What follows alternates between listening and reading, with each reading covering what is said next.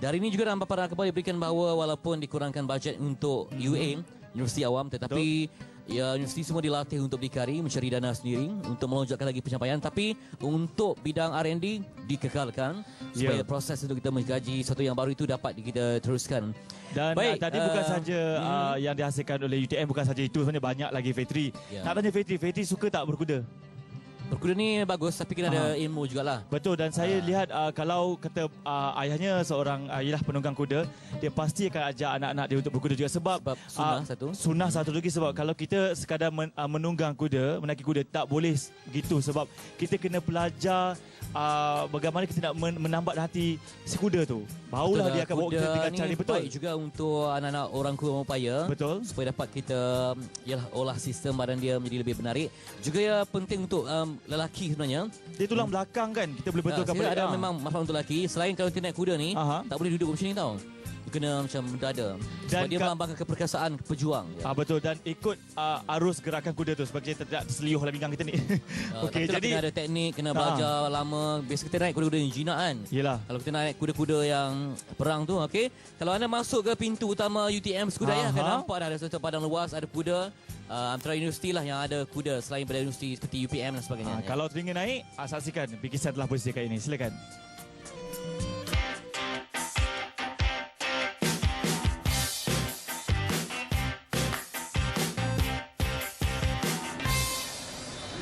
Keindahan flora dan fauna di Universiti Teknologi Malaysia UTM Skudai pastinya menggamit sesiapa sahaja yang berpeluang melanjutkan pelajaran di sini. Seiring perkembangan semasa, hari ini fungsinya bukan sekadar pusat tumpuan akademik.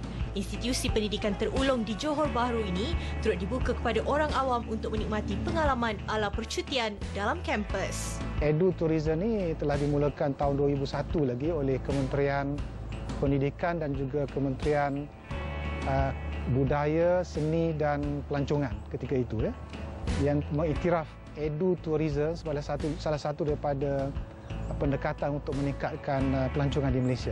Nak memberi peluang supaya masyarakat datang ke kampus UTM ini dan mereka boleh mengenali dengan lebih dekat institusi pendidikan tinggi kan. Berkeluasan kira-kira 2,400 ekar, kampus UTM menawarkan suasana kondusif sesuai sebagai lokasi riadah sambil menuntut ilmu. Taman Equine antara yang menjadi tarikan utama konsep edutourism yang dilaksanakan pihak universiti. Memulakan operasi sejak tahun 1995, Pusat Tunggangan Kuda memberi peluang kepada orang ramai mendekati haiwan ini.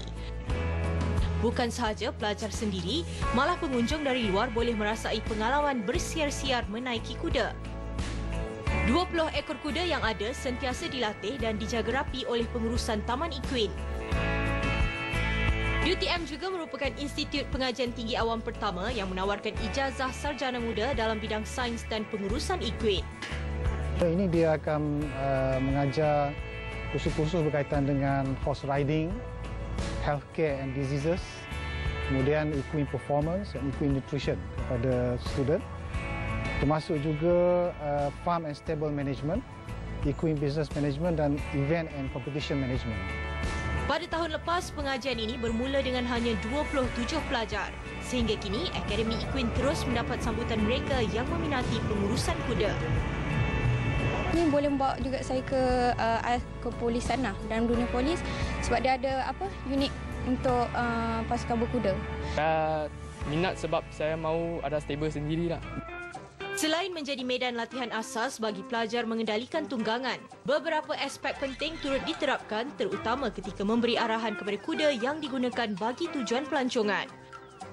Bagi saya, benda tu baguslah sebabnya ladang kuda ni, dia menarik pelancong datang tau. Budak-budak yang lalu kat sini pun memang dia akan menarik. Dia akan tengok kuda je, dia rasa macam nak naik kan. Sebab dah lama dah nak naik kuda tapi macam tak kesempatan kan. Sebab hari ni je yang macam ada masa sikit. Lepas tu tu lah yang dapat ni. Bagi yang ingin bersiar-siar di sekitar kampus dengan menunggang kuda, terdapat juga trail atau laluan yang disediakan khas untuk kawasan tumpuan rekreasi. Ini merupakan antara laluan yang akan dilalui oleh penunggang-penunggang di sini walaupun keadaannya agak sibuk dengan keadaan lalu lalang, tapi tidak mengapa sebab kuda-kuda ini sudah biasa dengan keadaan seperti ini. Menunggang kuda juga merupakan satu terapi kesihatan bagi sesetengah individu di mana gerakan haiwan ini mampu mengaktifkan tubuh dan fikiran penunggang. Menunggang sambil menghirup udara segar, pengunjung turut dipesonakan dengan panorama indah di sekitar Tasik Ilmu. Tidak jauh dari kawasan Tasik, terdapat sebuah lagi daya tarikan di sini iaitu Taman Rusa.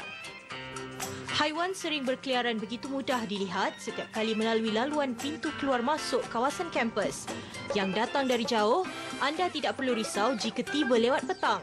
Ini kerana UTM Skudai ada menyediakan kediaman selesa untuk bermalam dengan harga yang berpatutan.